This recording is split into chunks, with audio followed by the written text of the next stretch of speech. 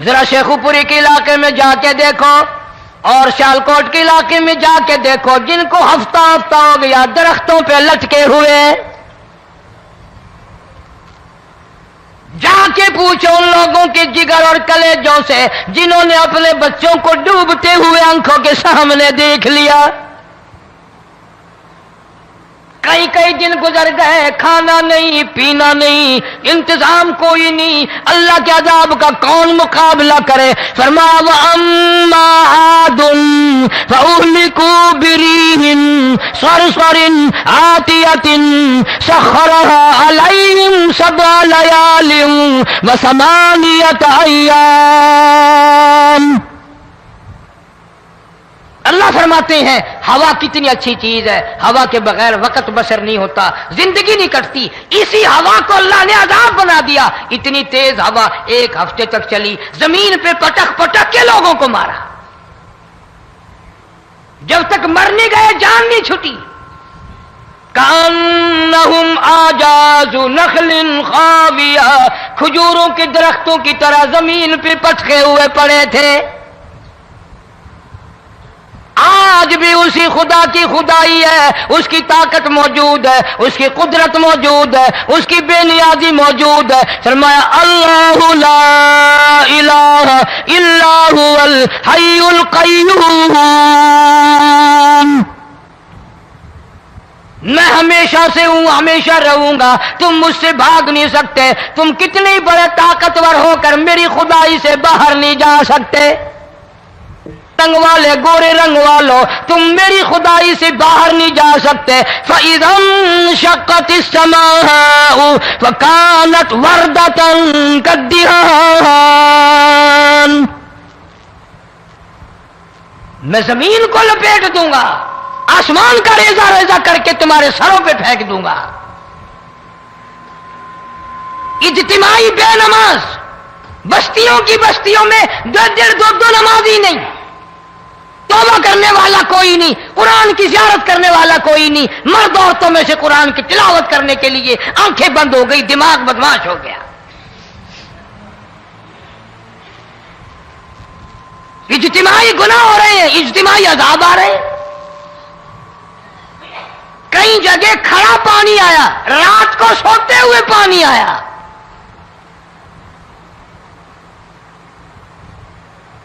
پرسوں ترسوں میں ہیڈ بلوں سے گزر رہا تھا، وہاں کے انجینئر نے سلام کیا، جانتا تھا، میں نے پوچھا کیا حال ہے، ایک بات کہہ کر کے رونے لگا، حالانکہ افسر بڑا پتھر دل ہوا کرتا ہے، پھر پاکستانی افسر تو ویسے ہی سنگ دل ہوتے ہیں، وہ رونے لگا، کہنے لگا کئی 100 لاشیں گزر چکی ہیں، اور کہتا تھا ایک لاش کو دیکھ کر رونا آ گیا کہ مری ہوئی ماں نے کہاں سے چلی ہوگی، ڈوب کر مری ہوگی، اب بھی سینے سے اپنے مرے ہوئے بچے کو چمٹایا ہوا تھا۔ جس ماں کی ہم قدر نہیں کرتے، جس ماں کی عزت نہیں کرتے، جس ماں کا اکرام نہیں کرتے، مرنے کے بعد بھی سینے سے لگائے ہوئے چل رہی ہے۔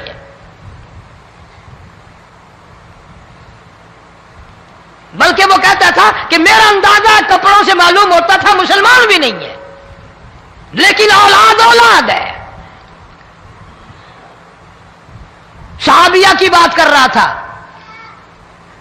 گناہ ہو گیا، رسول اکرم صلی اللہ علیہ وسلم کے دربار میں آئی ہے اور آ کے کہنے لگی یا رسول اللہ انی قد ہلکت، میں ہلاک ہو گئی، برباد ہو گئی، تباہ ہو گئی، میں اس زمین پہ چلنے کے قابل نہ رہی، اللہ کی پاک زمین پر میرے ملعوس قدم نہیں پڑنے چاہیے۔ حضور نے فرما دیا جب بچہ پیدا ہو جائے گا پھر آنا، پھر سزا دیں گے۔ بچہ پیدا ہونے کے بعد خود بخود دائیں پکڑ کے نہیں لائی، کوئی سرکاری کرندہ پکڑ کے نہیں لایا، خود بخود بچے کو جھولی میں لے کر محمد عربی صلی اللہ تعالی علیہ وسلم کے دربار میں حاضر ہو گئی۔ یا رسول اللہ اب تو یہ بچہ پیدا ہو گیا، قرآن کا نظام مجھ پہ جاری کرو، قرآن کا قانون مجھ پہ نافذ کرو تاکہ قیامت کے دن کے عذاب سے میں بچ جاؤں۔ آپ نے فرمایا اس بچے کو دودھ کون پلائے گا، اس کی پرورش کون کرے گا، ابھی اس کو لے جا، جب یہ کھانے لگ جائے گا پھر سزا دی جائے گی۔ خوش نہیں ہوئی، مجھے مہلت مل گئی، روتی ہوئی چلتی ہے، کہنے لگی او مدینے والوں میری سفارش کر دو، مجھے جلدی سزا مل جائے، ایسا نہ ہو قرآن کی سزا اٹھائے بغیر میری موت آ جائے۔ میرے یہ منحوس قدم اس زمین پہ پڑنے کے قابل نہیں، اللہ کا رزق کھانے کے قابل میرا منہ نہیں، اللہ کی ہوا پھانکنے کے قابل میرا ناک نہیں، میں گناہگار ہوں، میں سیاکار ہوں، میں گناہ کر بیٹھی، مجھ پر قرآن کا نظام چلاؤ۔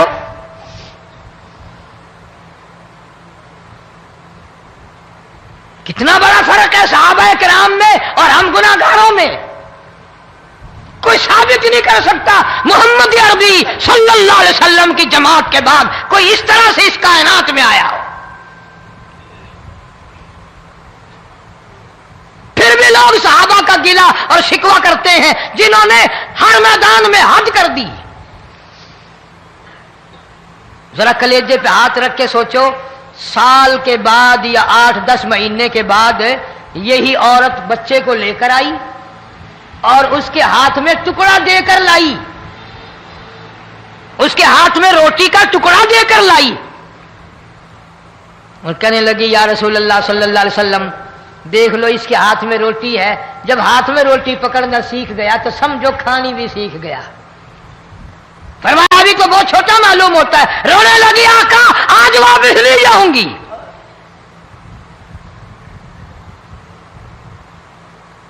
گناہ اگر ہو جاتا تھا لوگ قیامت سے ڈرتے تھے، موت کے جھٹکے سے ڈرتے تھے، اللہ کے قہر سے ڈرتے تھے، آج تو ڈر خوف بالکل ختم۔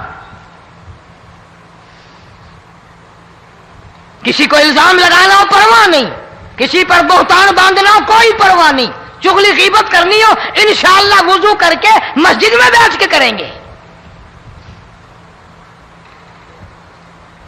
فرمایا لوگوں بعد آ جاؤ ظہر الفساد فی البر والبحر، فساد مچ گیا زمین میں، زماں میں، خشکی میں، تری میں، مکان میں، دکان میں، ہر دل میں فساد آ گیا، ہر نیت میں فساد آ گیا۔ فرمایا بما کسبت ایدی الناس،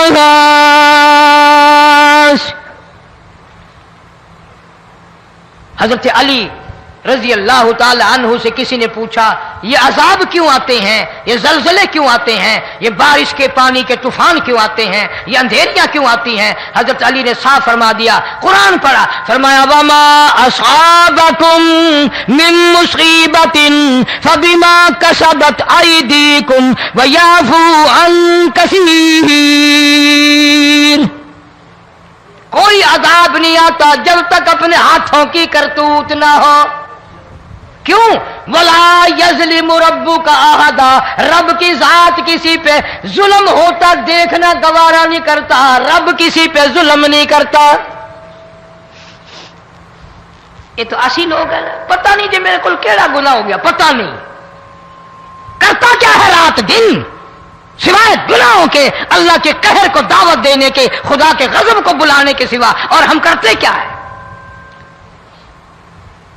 صبح اٹھ کر گانا بجانا، سوتے وقت چاروں طرف گانا بجانا، سفر میں گانا بجانا، قبر میں میت اتر رہی ہے تو گانے بجانے کی آواز آ رہی ہے۔ فرمایا بما کسبت ایدی الناس لیذیقہم بعض الذی عملوا لعلہم یرجعون۔ اللہ فرماتے ہیں میں پھر عذاب کا مزہ چکھایا کرتا ہوں، عذاب کا ذائقہ چکھایا کرتا ہوں، اور ایسا چکھاتا ہوں تاکہ وہ ہمیشہ کے لیے یادگار رکھے۔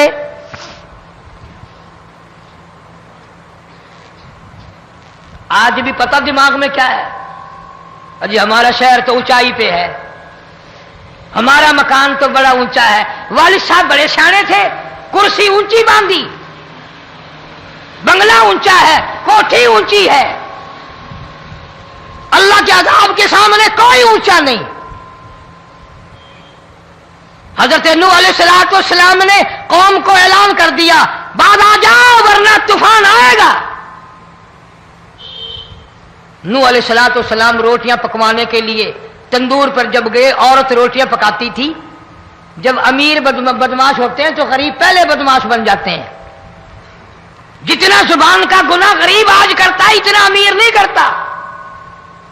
سارا دن ساری رات بک بک بک بک بک. نوح علیہ السلام کو دیکھ کر کے وہ بڑھیا کہنے لگی جو روٹیاں پکا رہی تھی، بیٹا نوح، شکل تیری سونی ہے، صورت تیری سونی ہے، قد و قامت تیرا سونا ہے، چہرہ تیرا بڑا نورانی ہے، لیکن جھوٹ بول جا تینوں شرم نہیں آئی؟ پیغمبر نے فرمایا مائی کیوں؟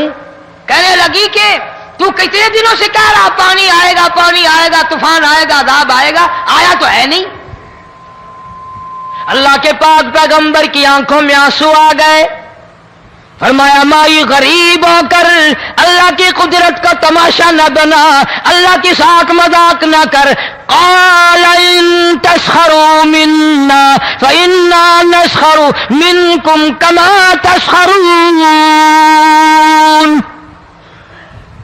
اللہ کی قدرت کا مذاق نہ اڑا، اس کی بے نیازیوں کا مذاق نہ اڑا. مائی گھبراتی کیوں ہے؟ وہ اس پہ قادر ہے. وفارت النور،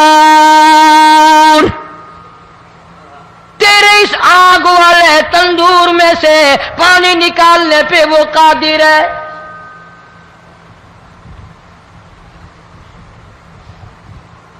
فرما فاتخذتموہم سخریا حتی انسوکم ذکری وکنتم تضحکون. فرمایا میرے قرآن کو بھلاتے ہو، گناہ کر کے فخر کرتے ہو، کسی کو پتہ نہیں چلا میں نے کتنے قتل کر دیے، میں نے کتنی چوری کر لی، میں نے کتنے زنا کر لیے، میں نے کتنی لڑکوں کے ساتھ بدماشی کر لی، لیکن آج تک میرا کسی کو پتہ نہیں چلا. فرمایا کمینے اور ظالم، کسی کو پتہ ہو یا نہ ہو مجھے پتہ ہے، مجھے علم ہے ساری تیری کرتوتوں کا. فرمایا ایسی سزا دوں گا تم غرق ہو رہے ہو گے، دنیا تمہارا ڈوبنے کا تماشا دیکھے گی. وہی حال بنا ہوا ہے. جناب محمد عربی صلی اللہ علیہ وسلم نے صحابہ کرام کو خطاب کر کے فرمایا لوگوں، جب لوگوں کے پیٹ میں حرام ہوگا، دل میں حرام ہوگا، نیت میں حرام ہوگا، عمل میں حرام ہوگا، کپڑا حرام کا ہوگا، پیٹ میں روٹی حرام کی ہوگی، نبی پاک صلی اللہ علیہ وسلم نے یوں اپنے دست مبارک، یوں اپنے ہاتھ مبارک اٹھا کر دکھائے. فرمایا لوگ یوں کہیں گے یا رب یا رب یا رب، لیکن اللہ پاک ان کی سنیں گے نہیں، کسی دعا کو قبول نہیں کیا جائے گا، چیخ چیخ کر مر جائیں گے، اللہ کا عرش حرکت میں نہیں آئے گا. کتنے میلے، کتنے ٹھیلے، کتنے شرک، کتنے بدعت، کتنی چوری، کتنے ڈاکے، کتنے گناہ، کتنے قتل، کتنی زیادتی ہو رہی ہے اور توبہ کی توفیق نہیں. امام الانبیاء محبوب کبریا حضرت محمد مصطفیٰ صلی اللہ تعالی علیہ وسلم کی گھر والی اما عائشہ صدیقہ رضی اللہ تعالیٰ عنہ کے پاس لوگ آئے، عرض کرنے لگے ام المومنین یہ نقصانات ہوتے ہیں، یہ طوفان آتے ہیں، یہ تباہی کیوں مچتی ہے؟ جناب اما عائشہ صدیقہ رضی اللہ تعالیٰ عنہ نے فرمایا لوگوں، میں نے نبی پاک صلی اللہ علیہ وسلم سے سنا جب زنا کی کثرت ہوگی، جب بدکاری کی کثرت ہوگی، جب بدماشی کی کثرت ہوگی، اللہ پاک زمین کو حکم دے دیں گے ان سیاکاروں کو اٹھا کر زمین پہ رگڑ دے.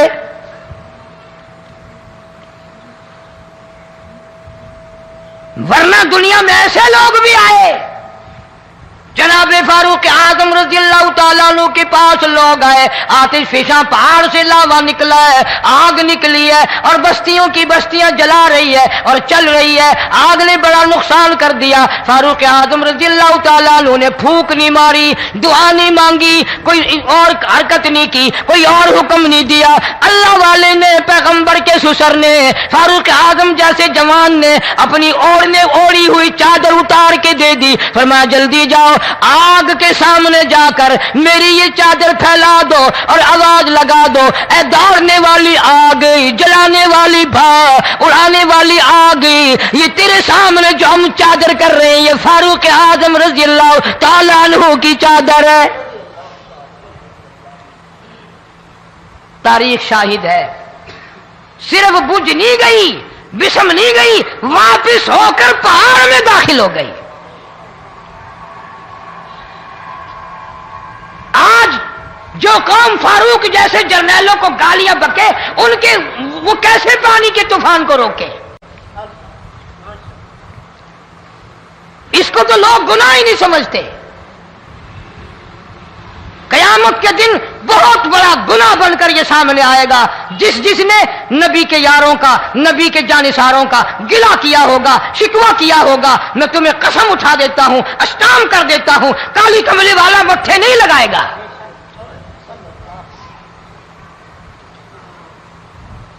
ان چیزوں کو لوگ گناہ ہی نہیں مانتے۔